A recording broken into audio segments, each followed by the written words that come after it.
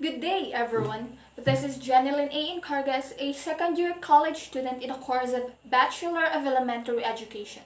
So my report is all about Bruner's Constructivist theory. This lesson aims to explain the individual's ability and development to represent knowledge, differentiate and discuss the kinds of categories of identity, equivalent, and coding, and explain how spiral curriculum works. Jerome Seymour Bruner was born in New York City in October 1st in the year 1915 to Polish immigrants. He is an American psychologist and educator who developed theories of perception, learning, memory, and other aspects of cognition in young children that had a strong influence on the American educational system and helped launch the field of cognitive psychology. He is one of the first proponents of constructivism. He is a leading educational and cognitive psychologist and one of the founders of Constructivism.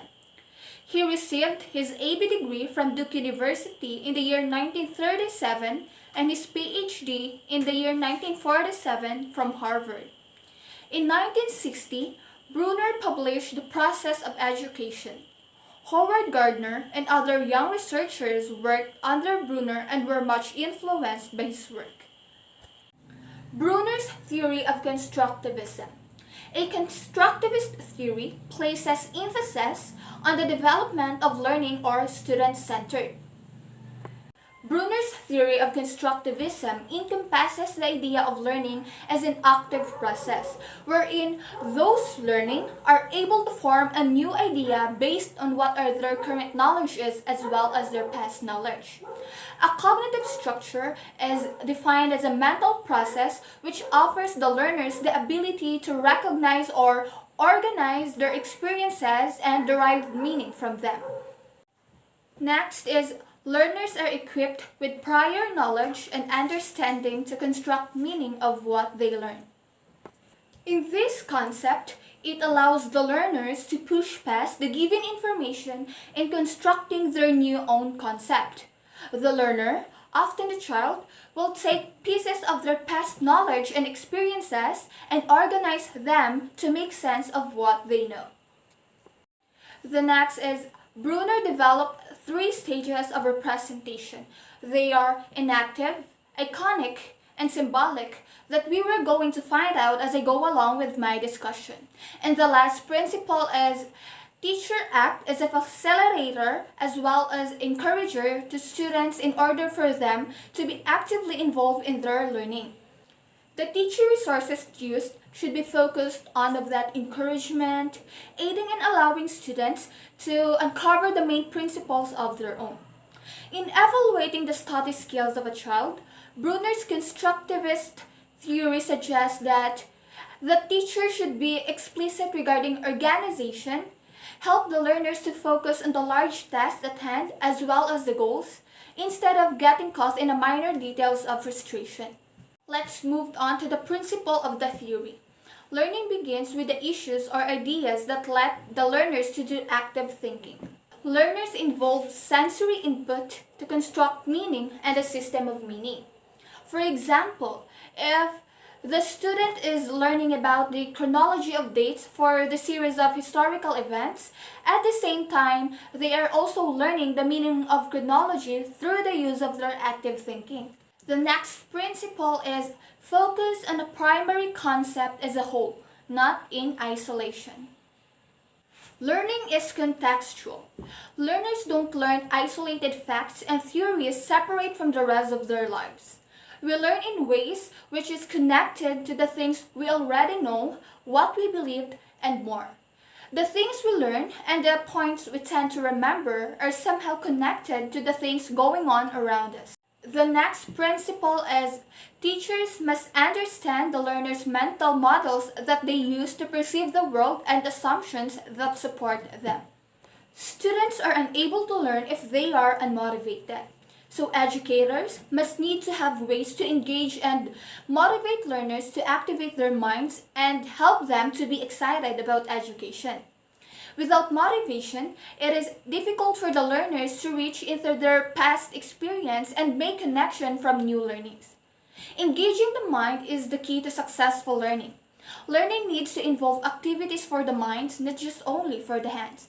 Mental experiences are needed for retaining knowledge. Next, let's proceed to the strengths and weaknesses. In the left portion, you will see the strength, however in the right portion are the weaknesses. Promotes students' active involvement in their own learning. Confusion may occur if there is no initial framework given. Promotes motivation and responsibility.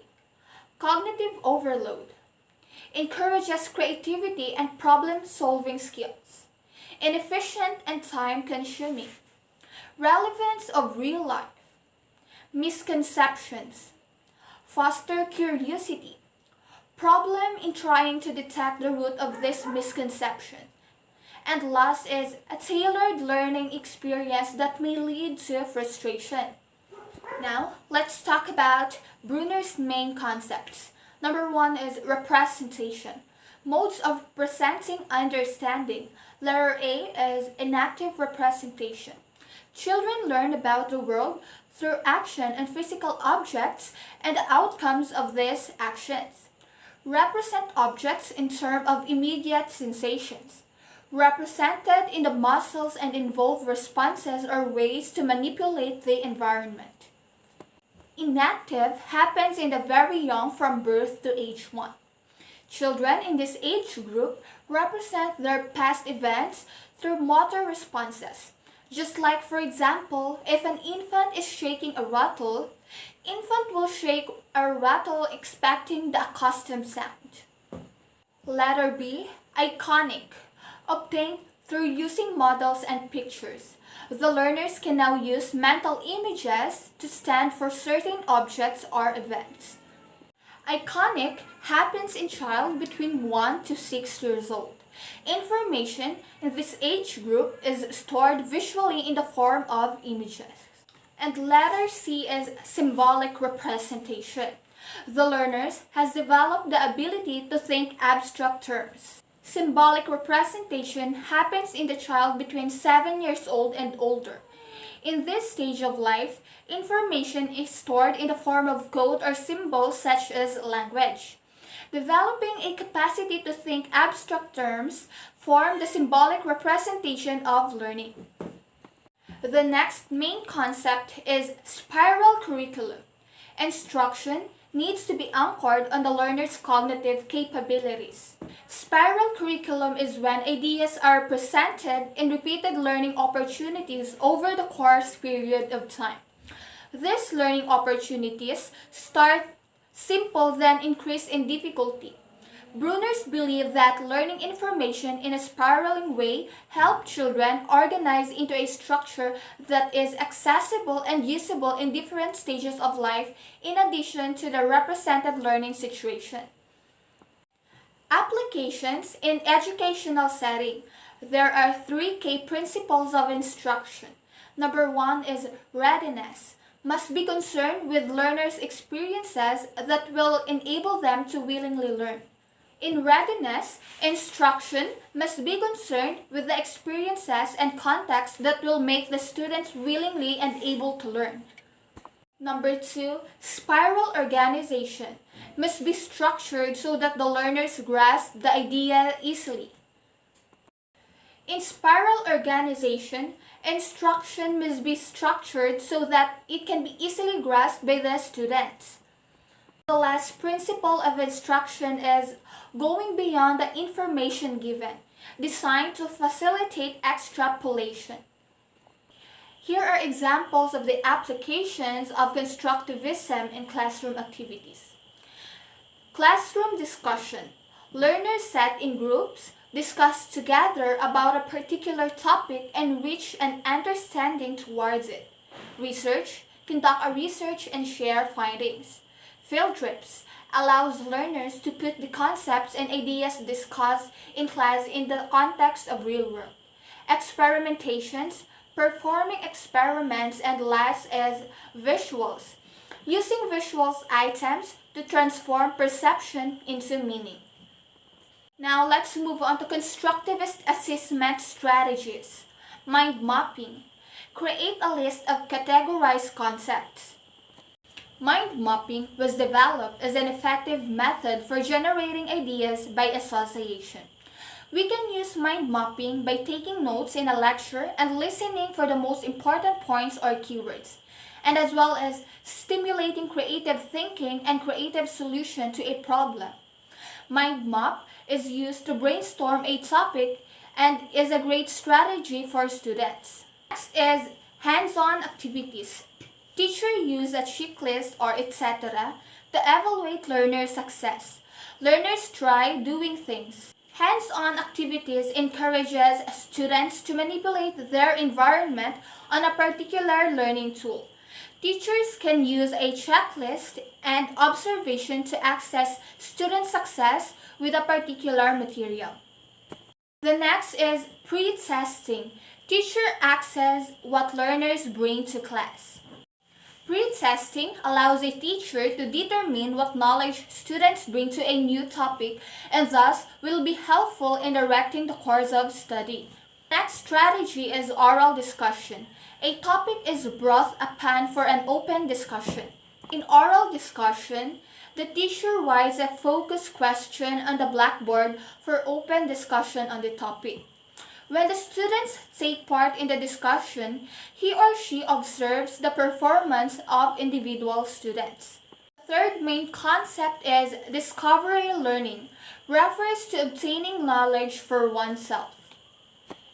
In discovery learning, learners construct their own knowledge and do this by organizing and categorizing information using a coding system. Learning becomes more meaningful when students explore their learning environment rather than listen passively to teachers. There are major aspects in the theory of instructions. Letter A is predisposition to learn, or also known as readiness for learning. Predisposition to learn specifically state the experiences which mold the learners towards a love of learning in general, or of learning something in particular. The next is structure of knowledge, the ways in which a body of knowledge can be structured so that it can be more readily grasped by the learner. Structure of knowledge means that a body of knowledge must be in a simple enough form for the learners to understand it, and it must be in a form that is recognizable to students' experiences. The third major aspect of instruction is effective sequencing, representation of lessons in increasing difficulty. No one sequencing will fit every learner, but in general, increasing difficulty. Sequencing or lack of it can make learning easier or more difficult. The last major aspect of instruction is reinforcement, rewards and punishments that should be selected and paced appropriate. Reinforcement interest in the subject matter is the best stimulus for learning. The fourth main concept is categorization.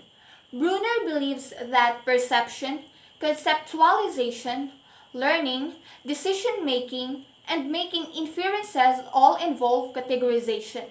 There are kinds of categories. Number 1, identify categories. Include objects based on their attributes or features.